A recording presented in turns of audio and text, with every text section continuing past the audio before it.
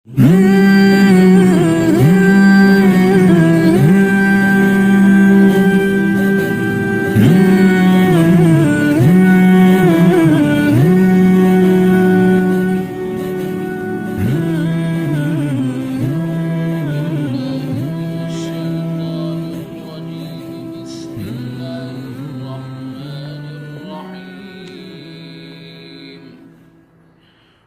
الحمد لله وسلام على عباده الذين اصطفى الله خير أما يشركون أمن خلق السماوات والأرض وأنزل لكم من السماء ماء فأنبتنا به حدائق ذات بهجة ما كان لكم أن تنبتوا شجرها أإله مع الله بل هم قوم يعدلون أمن جعل الأرض قرارا وجعل خلالها أنهارا وجعل لها رواسي وجعل بين البحرين حاجزا أإله مع الله بل أكثرهم لا يعلمون أمن يجيب المضطر إذا دعاه ويكشف السوء ويجعلكم خلفاء الأرض أإله مع الله قليلا ما تذكرون أمن يهديكم في ظلمات البر والبحر ومن يرسل الرياح بشرا بين يدي رحمته أإله مع الله تعالى الله عما يشركون أمن يبدأ الخلق ثم يعيده ومن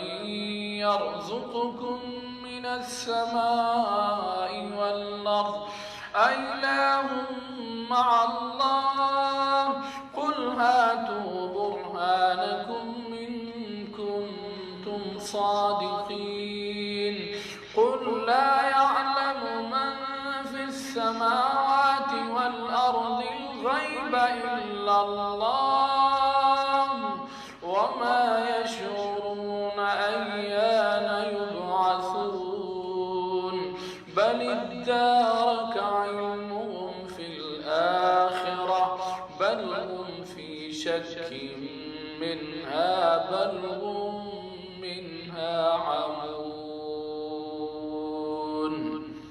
صدق اللہ العلی العظیم۔ یہ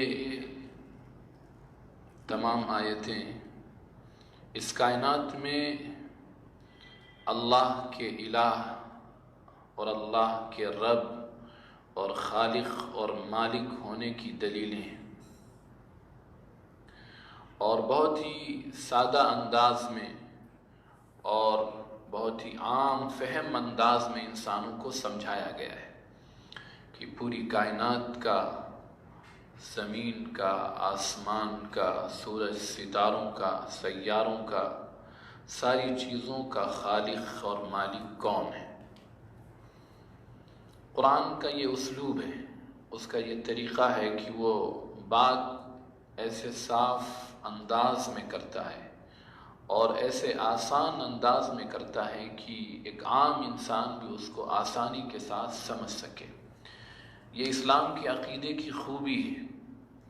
اسلام میں عقیدے میں ایسی گتھیاں اور ایسی پیچیدگیاں اور ایسی باریکیاں اور ایسی نکتہ سنجیاں نہیں ہیں، ایسے بارس اور ایسے کمپلیکیشنز نہیں ہیں کہ اس کو کچھ مذہبی ٹھیکیدار ہی سمجھا سکیں، جیسے دوسرے مذاہب میں ہے کہ ان کی عبادت بغیر کسی مذہبی ٹھیکیدار کے وہ ادا ہی نہیں ہوتی۔ یا ان کا مذہبی عقیدہ بغیر خاص ان کے مذہبی لوگوں کی کوئی اور سمجھا ہی نہیں سکتا ہے، چاہے وہ کرسچن ہو چاہے ہندوازم ہو، ہر ایک کے اندر کچھ مذہبی ذمہ دار ہوتے ہیں جو مذہب کو سمجھاتے ہیں، عقیدے کو سمجھاتے ہیں۔ ان کے بغیر نہ ان کی کوئی پوجا ہوتی ہے، نہ ان کے بغیر ان کی مذہبی کتاب پڑھی جاتی ہے۔ یہاں ایسا کوئی تصور نہیں ہے۔ اسلام نے عقیدے سے متعلق، اسلامی فکر اور سوچ سے متعلق، اسلامک بلیفز اور فیث سے متعلق جو حقائق، جو فیکٹس بیان کیے ہیں، وہ ایسے واضح اور کلیئر فیکٹس ہیں کہ اسے ہر آدمی بڑی آسانی سے سمجھ سکتا ہے۔ اب ان آیتوں کے اندر اللہ تعالیٰ نے اپنی خالقیت کو، اپنی ربوبیت کو، اپنی حاکمیت کو سمجھایا ہے، اور بہت آسان انداز میں کہ اے انسانوں تم خود بتاؤ کہ دنیا میں جن جن کی تم پوجا اور پرستش کرتے ہو اللہ کو چھوڑ کر، کیا وہ اس لائق ہیں کہ دنیا میں وہ کچھ پیدا کر سکے؟ یا ان ساری چیزوں کو پیدا کرنے والا صرف اور صرف وہ اللہ ہے، جس نے آسمانوں کو بنایا، زمینوں کو بنایا، اور اسی نے تمہارے لیے آسمان سے بارش نازل کی، اور پھر اسی نے تمہارے لیے قسم قسم کے باغات اگائے۔ ما کان لکم ان تنبتوا شجرہا، اے انسانوں تمہارے بس میں نہیں تھا کہ تم اس درخت کو، اس باغ کو اگا سکتے۔ اِلٰہ مع اللہ، کیا اتنے واضح دلائل اور ایویڈنسز کے بعد بھی کوئی اللہ کے علاوہ الہ ہو سکتا ہے؟ کوئی ذات اور بھی ایسی ہو سکتی ہے جس کی ورشپ اور عبادت اور بندگی کی جائے؟ بل ہم قوم یعدلون، لیکن عجیب انسانوں کی عادت ہے کہ وہ بہت سی چیزوں کو اللہ کے برابر قرار دے دیتے ہیں، اور اللہ کو چھوڑ کر دوسرے مخلوقات کی پوجا اور پرستش کرنے لگتے ہیں۔ پھر آگے انسانوں کو سمجھایا گیا کون ہے وہ جس نے زمین کو جائے قرار بنا رکھا ہے، کون ہے جس نے زمین کو پانی پر بچھا رکھا ہے، کون ہے وہ جس نے زمینوں کے اندر نہریں اور سمندر اور زمین کے اندر قسم قسم کی ندیاں جاری کی ہیں، کون ہے جس نے زمینوں پر پہاڑوں کو گاڑ رکھا ہے، اور کون ہے جو دونوں سمندروں کے درمیان ایک دیوار کو قائم کیے ہوئے ہے۔ دو سمندر سے مراد یہاں میٹھا سمندر اور کھارا سمندر۔ یہ دنیا کے اندر کئی خطوں میں ایسے منظر دیکھنے میں آتے ہیں کہ ایک طرف کھارا پانی اور ایک طرف میٹھا پانی، دونوں ایک ساتھ بہتے ہیں، لیکن کھارا پانی میٹھے پانی میں اور میٹھا پانی کھارے پانی میں آپس میں ملتے نہیں ہیں، حالانکہ دونوں کی موجیں اٹھتی ہیں، دونوں ٹکراتے ہیں، لیکن اس کے باوجود بیچ میں ایک دیوار ہوتی ہے جو دونوں پانی کو الگ الگ رکھتی ہے، جسے پیکنوکلائن زون کہتے ہیں سائنس کی زبان میں، اور دنیا میں یہ کئی حصوں میں یہ ایسے منظر دیکھے جاتے ہیں کہ بہت دور تک وہ میٹھے اور کھارے سمندر کے پانی آپس میں مل کر بھی الگ الگ اپنے سمتوں میں بہتے ہوئے چلے جاتے ہیں۔ اللہ فرماتے ہیں ان دونوں سمندروں کے بیچ میں کون ہے جو پردہ حائل کیے ہوئے ہے، اور کون دونوں سمندروں کو آپس میں ملنے سے روکے ہوئے ہے۔ اس سلسلے کی ایک اہم بات جو ذہن میں آئی وہ یہ ہے کہ جب ایک سائنسداں نے جب پہلی یہ تحقیق پیش کی تو اس کو اس پر ایوارڈ دیا گیا۔ اس وقت وہاں پر ایک مسلم سائنٹسٹ تھا، اس نے کہا کہ یہ میرے لیے کوئی حیرت کی بات نہیں ہے، کیونکہ قرآن میں کئی جگہوں پر اس منظر کو بیان کیا گیا ہے کہ وہ اللہ ہی ہے جو میٹھے اور کھارے پانی کو آپس میں ملنے سے روکے ہوئے۔ تو اس کے بعد جس نے تحقیق اور ریسرچ پیش کی تھی وہ اسلام میں داخل ہو گیا۔ پھر اللہ سوال کرتے ہیں اِلٰہ مع اللہ، اتنے واضح دلائل کے بعد انسانوں کے اللہ کے ساتھ کوئی اور بھی الہ اور عبادت اور بندگی کے لائق ہو سکتا ہے؟ بل اکثرهم لا يعلمون، لیکن اکثر لوگ اس حقیقت کو سمجھتے نہیں اور وہ اللہ کو چھوڑ کر دوسروں کو اپنا معبود بنا لیتے ہیں۔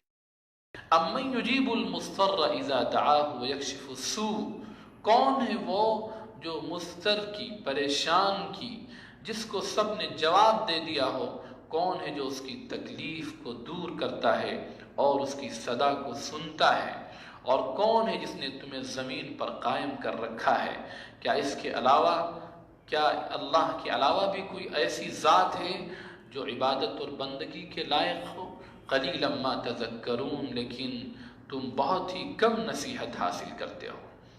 امن یہدیکم فی ظلمات البر والبحر، کون ہے جو خشکی اور سمندر کی تاریکیوں میں تمہیں منزل تک پہنچاتا ہے، اور کون ہے جو بارش سے پہلے ٹھنڈی ٹھنڈی ہواؤں کو بھیجتا ہے؟ پورا نظام عالم اللہ ہی کے ہاتھ میں ہے، اس کے بعد بھی تم اللہ کے علاوہ دوسروں کی پرستش اور بندگی کرتے ہو۔ تعالی اللہ عما یشرکون، اللہ کی ذات بہت بلند و بالا ہے ان تمام شرکا سے جن کو تم اللہ کے ساتھ شریک کر لیتے ہو۔ امن یبدأ الخلق ثم یعیدہ، کون ہے وہ جو تخلیق کا آغاز کرتا ہے پھر وہ دوبارہ اس کو پھر بنا کر تیار کر دے گا۔ پوری کائنات کا یہ فیصلہ ہے کہ تخلیق کا آغاز وہ صرف اور صرف اللہ ہی کے ہاتھ میں ہے۔ ہر چیز کی تخلیق کا ابتدائی مرحلہ وہ انسانوں کے اختیار سے، ان کے بس سے باہر ہے، اور جس ذات نے ایک مرتبہ کسی چیز کو بنایا ہے اس کے لیے دوبارہ اس چیز کو بنانا بہت آسان ہو جاتا ہے۔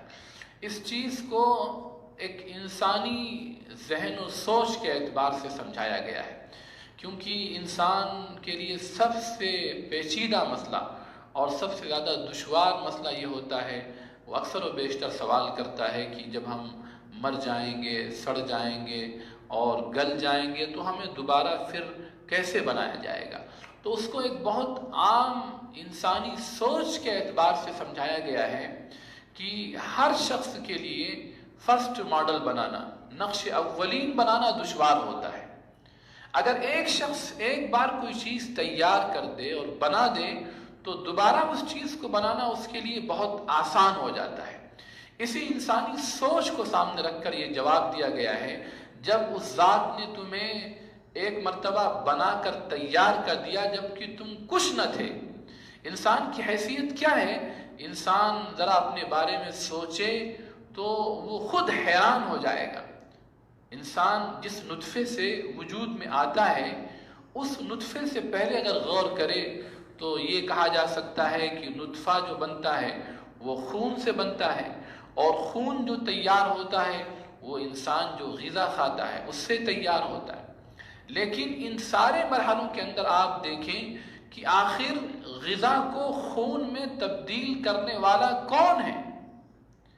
آج تک دنیا کے اندر کوئی ایسی مشین ایجاد نہیں ہوئی کہ اس مشین کے اندر ایک طرف آپ روٹی، چاول، دال اور سبزی اور ترکاری ڈالیں اور اس کو کس کے گھمائیں تو دوسری طرف خون بن کے نکلے۔ پوری دنیا کی ساری طاقتیں مل کر ایسی مشین ایجاد نہیں کر سکتی ہیں کہ ڈالا جائے اس میں سبزی اور ترکاری اور گوشت اور روٹی اور بوٹی اور نکلے دوسری طرف خون بن کر۔ یہ براہ راست اللہ اپنی قدرت سے کرتے ہیں۔ اگر انسانوں کے بس میں یہ ہوتا تو پھر بلڈ بینک کی ضرورت ہی نہ پیش آتی، ہر طرح کے گروپ بلڈ کے تیار کر لیے جاتے اور انسان ہاسپٹل جاتا، پیسے دیتا، اپنا بلڈ گروپ لے لیتا۔ لیکن یہ انسانوں کی بے بسی ہے اور سائنس اور ٹیکنالوجی کی بے بسی اور عاجزی ہے کہ پوری دنیا مل کر پوری غذا کو رکھ کر بھی ایک بوند خون کا قطرہ تیار نہیں کر سکتے۔ تو یہ سب کون کر رہا ہے کہ انسان کھاتا غذا ہے، روٹی کی شکل میں، چاول کی شکل میں، دال کی شکل میں، رمضان میں آج کل پکوڑی اور سموسے کی شکل میں، اور وہی ذات ہے جو اس سب کو مختلف مراحل سے گزار کر کچھ کو خون کی شکل میں تیار کرتی ہے، کچھ کو فضلات کی شکل میں انسان سے باہر کر دیتی ہے۔ یہ سارا اللہ کا نظام کام کر رہا ہے۔ پھر اس خون سے اس مادے کو بنانا جسے ہم منی کا قطرہ کہتے ہیں، جیسے انسان تیار ہوتا ہے، یہ کون کر رہا ہے؟ کیا ہے دنیا کی ایسی کوئی ٹیکنالوجی کسی مشین میں ڈالا جائے خون اور اس سے وہ قطرہ تیار ہو جائے؟ سارے انسان و جنات مل کر یہ نہیں کر سکتے ہیں۔ یہ براہ راست اللہ کی قدرت اپنا کام کرتی ہے کہ اس خون سے اس قطرے کو تیار کیا جاتا ہے جس قطرے سے پھر آگے انسان کی تخلیق ہوتی ہے، پھر اس قطرے کو مختلف مراحل سے گزار کر خوبصورت انسان صرف اور صرف اللہ ہی کی طاقت یہ کر سکتی ہے۔ تو جس ذات نے تم کچھ نہ تھے، اس نے اتنے مختلف مراحل سے گزار کر اس نے تمہیں بنا دیا، تو اس کے لیے دوبارہ بنانا کیا مشکل ہے؟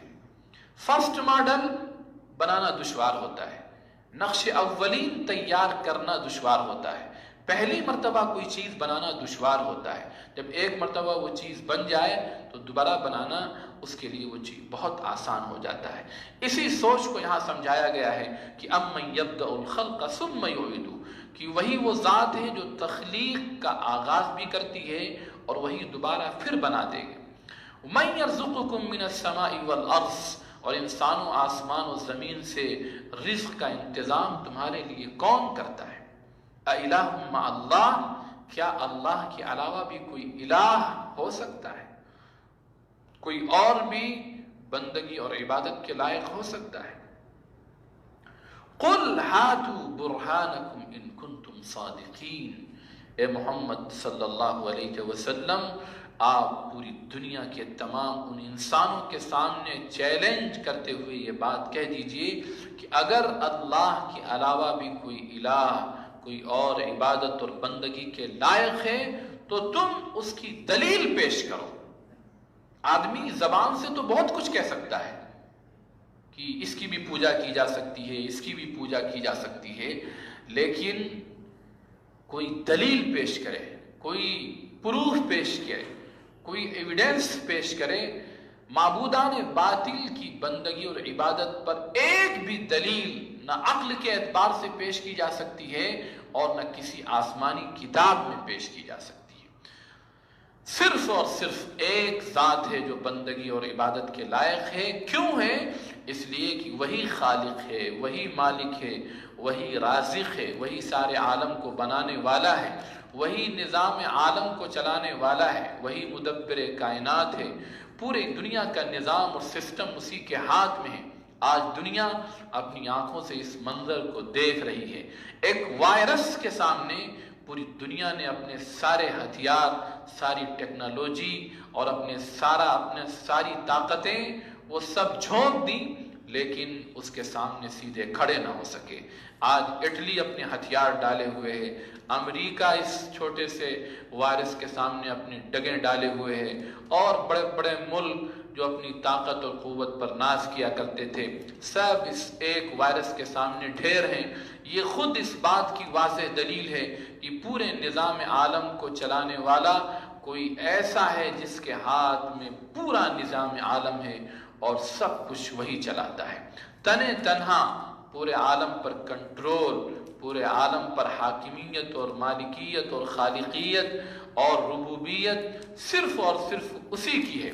اسی کے قبضے قدرت میں پوری کائنات ہے اور کائنات کا سارا نظام ہے۔ اس کو اللہ نے کئی آیتوں میں مختلف انداز میں سمجھایا ہے، بلکہ امام غزالی رحمہ اللہ نے اپنی ایک کتاب میں جواہر القرآن جس کا نام ہے، اس میں انہوں نے کہا ہے کہ تقریباً 763 آیتیں قرآن پاک کی ہیں جو صرف اسی موضوع پر بات کرتی ہیں، اور یہ ایسا کھلا ہوا، ایسا واضح اور ایسا کلیئر کانسیپٹ ہے جو ایک عام انسان کو بھی آسانی کے ساتھ سمجھ میں آ سکتا ہے۔ پھر اللہ تعالیٰ انسانوں سے سوال کرتے ہیں آگے کہ قُلْ مَنْ يَرْزُقُكُم مِّنَ السَّمَاءِ وَالْأَرْضِ أَمَّنْ يَمْلِكُ السَّمْعَ وَالْأَبْصَارَ وَمَنْ يُخْرِجُ الْحَيَّ مِنَ الْمَيِّتِ وَيُخْرِجُ الْمَيِّتَ مِنَ الْحَيِّ وَمَنْ يُدَبِّرُ الْأَمْرَ فَسَيَقُولُونَ اللَّهُ فَقُلْ أَفَلَا تَتَّقُونَ۔ اس میں بھی پورے انسانوں کو جھنجھوڑ کر یہ بات کہی گئی ہے کہ اگر تم کہتے ہو کہ اللہ کے علاوہ بھی کوئی ہے تو ذرا بتاؤ، مَن يَرْزُقُكُم مِّنَ السَّمَاءِ وَالْأَرْضِ، آسمان و زمین سے تمہیں رزق کون دیتا ہے؟ زمین سے غلے کی شکل میں، اناج کی شکل میں، سبزیوں کی شکل میں، فروٹس کی شکل میں، اور قسم قسم کی دھات کی شکل میں، پیٹرول کی شکل میں، ڈیزل کی شکل میں، سونے اور چاندی کی شکل میں، جو کچھ بھی جس سے بھی تمہارا دنیا کا نظام جڑا ہوا ہے، کون اس کو نکالتا ہے؟ کون تمہارے لیے تیار کرتا ہے؟ آسمان سے بارش کو کون نازل کرتا ہے؟ کون ہے جو زندے سے مردہ اور مردے سے زندے کو نکالتا ہے؟ وَمَن يُدَبِّرُ الْأَمْرُ، پورے نظام عالم کو، چاند سورج کے نظام کو، سیاروں کے نظام کو، ہواؤں کے نظام کو، دریاؤں کے نظام کو، فضاؤں کے نظام کو، موت و حیات کے نظام کو، شفا دینے اور بیمار کرنے کے نظام کو، اولاد دینے اور نہ دینے کے نظام کو، یہ سارے سسٹم کو کون چلاتا ہے؟ فَسَيَقُولُونَ اللَّهُ، آگے اللہ کہتے ہیں کہ پھر اس وقت جب آپ یہ سوال کریں گے تو سارے انسانوں کا جواب یہ ہوگا کہ یہ تو صرف اللہ ہی کے ہاتھ میں ہے۔ جو لوگ اللہ کو نہیں مانتے ہیں، جب آپ ان سے سوال کریں گے، جو ایتھسٹ ہوتے ہیں، ملحد ہوتے ہیں، جو مانتے ہی نہیں کہ کوئی دنیا میں خدا ہے، گاڈ ہے، تو ان سے بھی جب آپ پوچھیں گے تو ان کا آخری جواب یہ ہوتا ہے کہ کوئی ایک بہت بڑی طاقت ہے جو کر رہی ہے۔ میں اس دور کے سب سے بڑے سائنٹسٹ کی ایک مثال دیتا ہوں کہ اسٹیفن ہاکنگ اس دور کا سب سے بڑا وہ سائنٹسٹ مانا گیا ہے۔ ابھی گزشتہ سال اس کا انتقال ہوا، تو اس نے 2015 میں آکسفورڈ یونیورسٹی میں ایک لیکچر دیتے ہوئے، کیونکہ ان کے پاس جو ٹاکنگ کمپیوٹر تھا وہ اسکرین پر اپنی آنکھوں سے جو کہنا چاہتے تھے وہ کمپیوٹر کی اسکرین پر آتا تھا۔ ایک خاص قسم کا ان کا کمپیوٹر تھا، کیونکہ وہ بول نہیں سکتے تھے، بالکل معذور تھے، تو جو کچھ کہتے تھے آنکھوں کی پلکوں سے وہ اسکرین پر آ جاتا تھا۔ تو انہوں نے اس آکسفورڈ یونیورسٹی میں بیان دیتے ہوئے 2015 کا ان کا یہ لیکچر ہے، جس کو پوری دنیا کے میڈیا نے دبایا اور نہیں دکھایا۔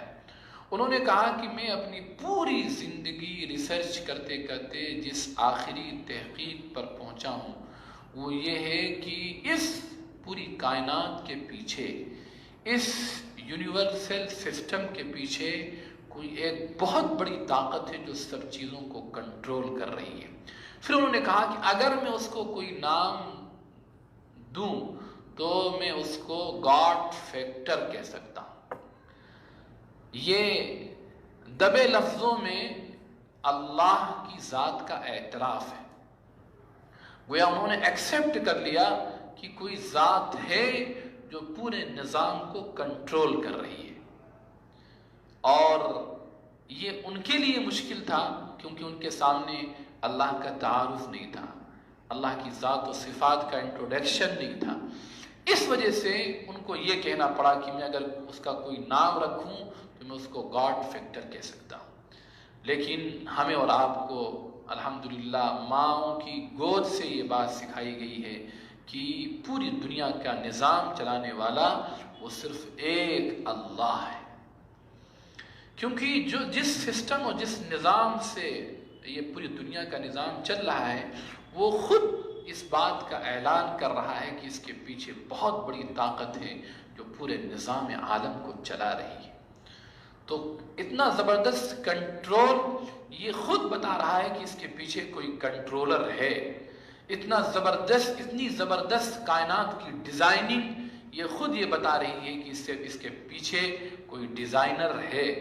پورے نظام عالم کا یہ سسٹم یہ خود بتا رہا ہے کہ یہ کسی کے کنٹرول کرنے سے چل رہا ہے، اور وہ صرف اور صرف وہ ایک ذات ہے جسے اللہ کہا جاتا ہے، جسے ویدوں کی زبان میں ایشور اور پرمیشور کہا جاتا ہے، اور جسے بائبل کی زبان میں گاڈ اور لارڈ کہا جاتا ہے۔ وہ صرف اور صرف ایک ہے۔ اس حقیقت کو قرآن پاک نے اتنی آسان طریقے سے سمجھایا ہے کہ اس میں کہیں کوئی پیچیدگی نہیں ہے، کوئی دشواری نہیں ہے۔ اس کو سمجھنے میں کسی ایک عام آدمی کو کوئی مشکل پیش نہیں آئے گی۔ ایک دیہات کا رہنے والا بھی ہو تو قرآن اس کو کہتا ہے کہ دیکھو آسمان کی طرف کیسے اچھی طریقے سے آسمان کو بلند کیا گیا ہے۔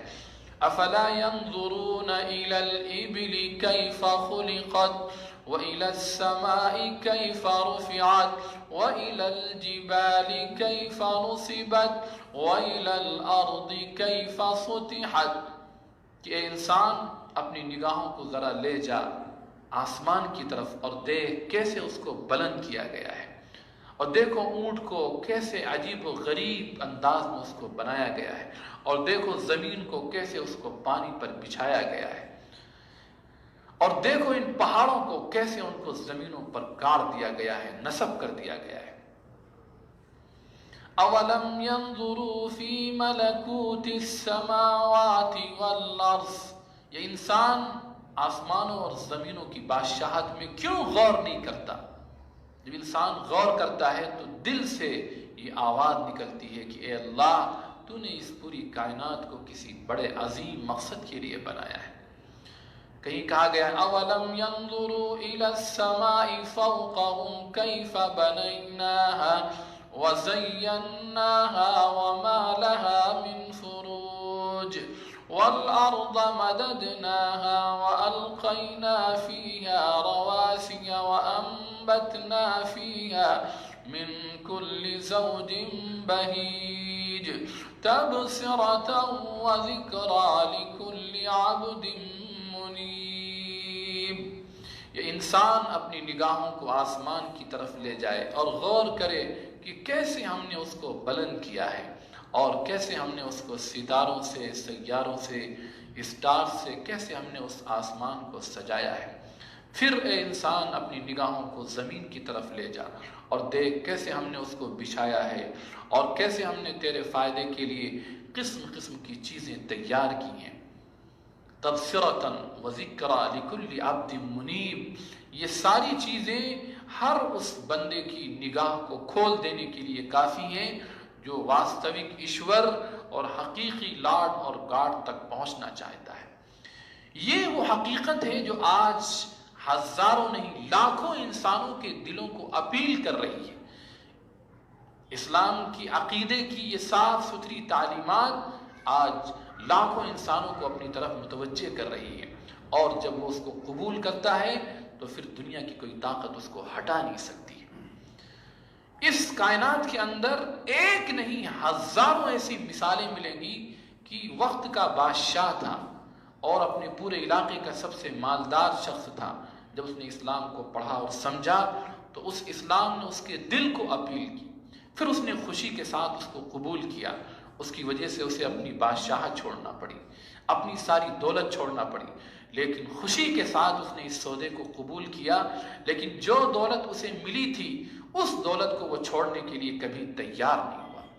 اس کی ہزاروں مثالیں ہیں، لیکن اس کی ایک بھی مثال حضرت آدم سے لے کر آج تک نہیں پیش کی جا سکتی ہے کہ کسی شخص نے اسلام کو قبول کیا ہو اور پورے طور پر وہ اسلام پر قائم ہو اور وہ دنیا کے لیے اپنے اسلام کو چھوڑ دے۔ اس کی ایک مثال نہیں دکھائی جا سکتی ہے۔ اگر کوئی سودا کرتا ہے تو وہ ہوتا ہے جو اسلام سے ناواقف ہوتا ہے، جو اسلام کو سمجھتا ہی نہیں ہے، جو اسلام پر عمل ہی نہیں کرتا ہے، جو اسلام کی حقیقت سے واقف ہی نہیں ہے، وہ جا سکتا ہے کفر کی طرف، شرک کی طرف، دولت کے بدلے میں، لالچ کے بدلے میں۔ لیکن ایک نیک آدمی، ایک دیندار آدمی جو شریعت پر قائم ہو، دین پر قائم ہو، پوری دنیا کا ساز و سامان اسے دے دیا جائے اور اس سے کہا جائے کہ آپ کا ایمان لیا جاتا ہے، تاریخ انسانی میں ایک مثال اس کی نہیں پائی جا سکتی۔ اور اس کی ہزاروں مثالیں ملیں گی کہ لوگوں نے اسلام کو حاصل کرنے کے لیے بادشاہت چھوڑ دی، لوگوں نے اپنی جائیدادیں چھوڑ دی، اپنے گھر سے نکال دیے گئے، اس کو برداشت کیا خوشی کے ساتھ۔ ماضی کی تاریخ میں تو ہزاروں مثالیں ہیں۔